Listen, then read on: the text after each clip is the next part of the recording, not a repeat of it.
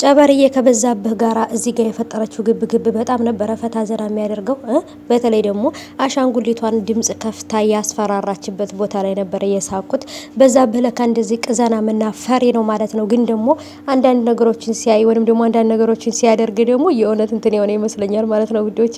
ብቻ ነገሮች በጣም ከባድ ናቸው ማለት ነው። በጽናት ድራማ ላይ እየተፈጠረ ያለው ነገር በጣም እንደውም እዛ ጋር ጭራሽ ሂዳ ነገሮችን እያበላሸች ነው። ምሩዬም ደግሞ እውነትም እንደተባለው ጀዝባ ናት መሰለኝ። በተለይ ሰኒ እያደረገች ያለችውን ነገር እየተቃወመች ጽዮን እኮ ልትቀየር ሞክራለች። ጽዮን እኮ እየተቀየረች እኮ ነው፣ እንዴት እንደዚህ ታደርጊያለች ነበር ያለችው። ግን ጽዮን እያሰበች ያለችው ነገር ከምንም በላይ በጣም ከባድ እንደሆነ ምሩ እየተረዳች አልመሰለኝም። ሰላም ሰላም፣ ውድ የተከበራችሁ የቻናሌ ተከታታዮች እንዴት ናችሁ? ከኔ ጋር ሁሉ ሰላም ነው። ሰላማችሁ ይብዛልኝ ባላችሁበት ውድ ቤተሰቦቼ። ለቻናሌ አዲስ ከሆናችሁ ሰብስክራይብ አድርጋችሁ ቤተሰቡ ነው፣ ነባሮች እንኳን በሰላም መጣችሁ ብያለሁ። ውድ ቤተሰቦቼ እንግዲህ ተወዳጁ የጽናት ድራማ በተለመደው ሰዓት ተለቋል ውዶቼ። አሁን እንግዲህ ይዤላችሁ የመጣሁት የጽናት ድራማ ነው እና ውዶቼ ነገሮች በተለይ በዛብህ እያደረገ የነበረው ነገር በጣም ነበር ያሳቀኝ። እንደውም ምን ወይኔ እናቴ እያለ ነበር፣ እንደፈራሁት አደረጋችሁት ወይ እያለ ነበር ማለት ነው። ለምን መሰላችሁ? የጽናትን ቤተሰብ ነበረ እየፈራ ያለው። ምክንያቱም እንግዲህ መጨረሻ ላይ ሊያሳብዱን ነው ወይም መጨረሻ ላይ ደግሞ የኛን ቤተሰብ ሊጨርሱ ነው ብለው ስለሚያስቡ ነው። ክፉ ሰሪ ምን ጊዜም ቢሆን ሌላም ሰው ቢሆን ክፉ ነገር ያደርግብኛል ብሎ ነው የሚያስበው ማለት ነው። እና ይሄ ነገር ደግሞ ባይምሯቸው ምን ያህል እንትኖቹን እያደረገ እንደሆነ ማሰብ በጣም ቀላል ነው። እና ውዶቼ ቅዱሴም ደግሞ እንግዲህ የናቲን ፍቅረኛ ሲያያት በጣም ነበር የተናደደው። እንደውም የናሆሚ አባት እንደዚህ ስትናደጅ አይቼህ አላቅም፣ ምንድነው የተፈጠረው ሲለው ልጅቷን ባያት ቁጥር ራሱ የናሆምም አባት ደግሞ አይ ልጅ ትክክል ነህ፣ ግን ደግሞ ታገስ፣ እንዴት ብሎ ይችል ልጅ አገኛት እያሉ ናቴን ሙድ እየያዙበት ነበር ማለት ነው።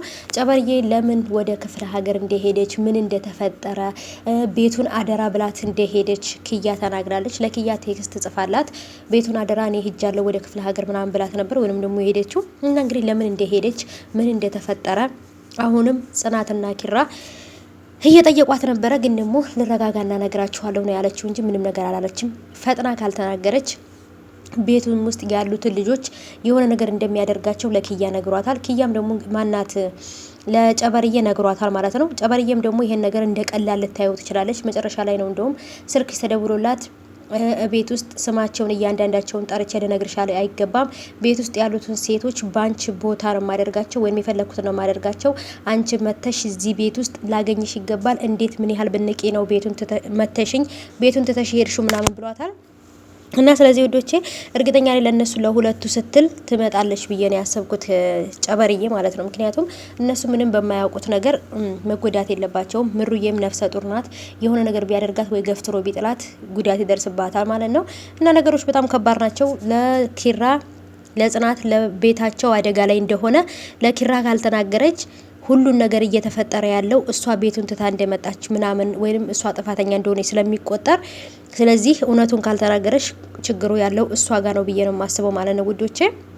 ስለዚህ ሀባይቦቼ የናሆም እናትና ጽዮን እያደረጉ ያሉት ነገር እጅግ በጣም ከባድ ነው። ጽዮንም ደግሞ በተለይ ሰኒ ጋር ስትሆን በጣም ልብ ሰባሪ ነገርና ኃይለኛ ነገር ነው የምትናገረው። ልክ ደግሞ ምሩን ስታያት እኔ ከዚህ በፊት ምሩን ሳደርጋት የነበረውን ነገር እሱን አይተሽ በዛ ነገር እንድትወቅሽኝ አልፈልግም፣ እሱ ነገር እንድታስታውሽኝ አልፈልግም።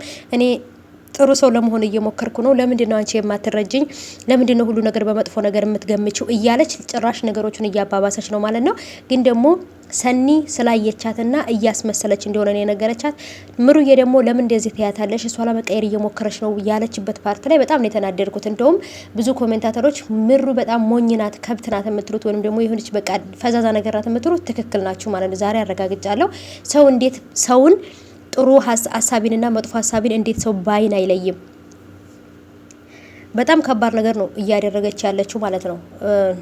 ለናሆም እናት ሄዳ ሰኒ እንደዚህ አለችኝ እንደዚህ ያረገችኝ ምናምን ብላ ነበረ የነገረቻት። እና ስለዚህ መጀመሪያ ላይ ከምሩ ጋር ያለችውን ወፍ ካጠፋናት በኋላ ከዛም በኋላ ነው ወደ ምሩ ምን ሄደው ብላለች። ያችም ወፏ እንግዲህ ሰኒ ናት በመሃል ጠለቅ እያለች እንደዚህ እያደረገች እኛ የምንፈልገው ነገር እንዳናደርግ እያረገችን ያለችው።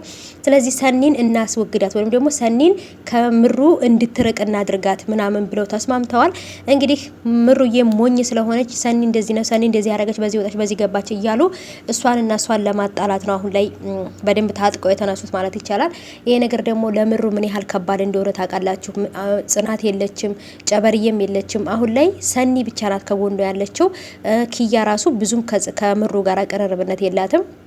ጽናት ናት ብዙ ጊዜ እንደሰኒ የምትቀርባት። ጽናት ደግሞ በራሷ ጉዳይ ተጠምዳ እንግዲህ እነሱ ጋራም ከተማ ውስጥ ስለሌለች በጣም ከባድ ነው የሚሆንባት። ናሆምም ደግሞ ለስራ እንደወጣ አልተመለሰም።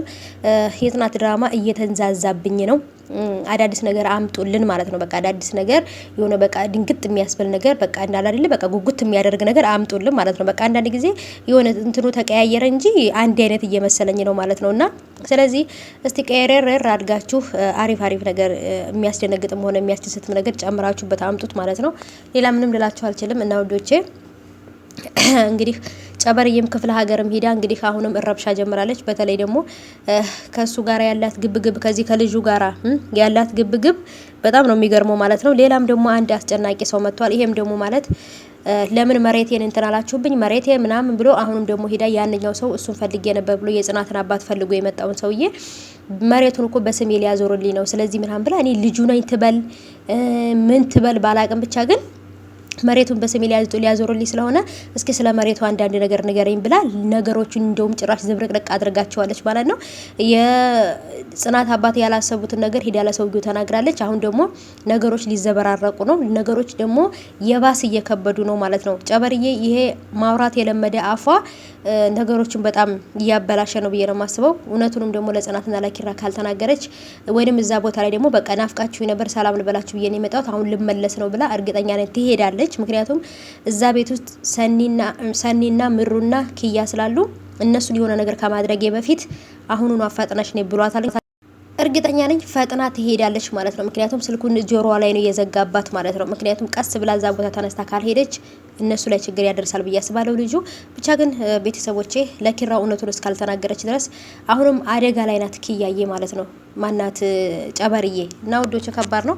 እስቲ እንግዲህ በቀጣይ ደግሞ ሌላ ቪዲዮ ይዤላችሁ እመጣለሁ። እስከዛው ሰብስክራይብ፣ ላይክ፣ ሼር አድርጉ።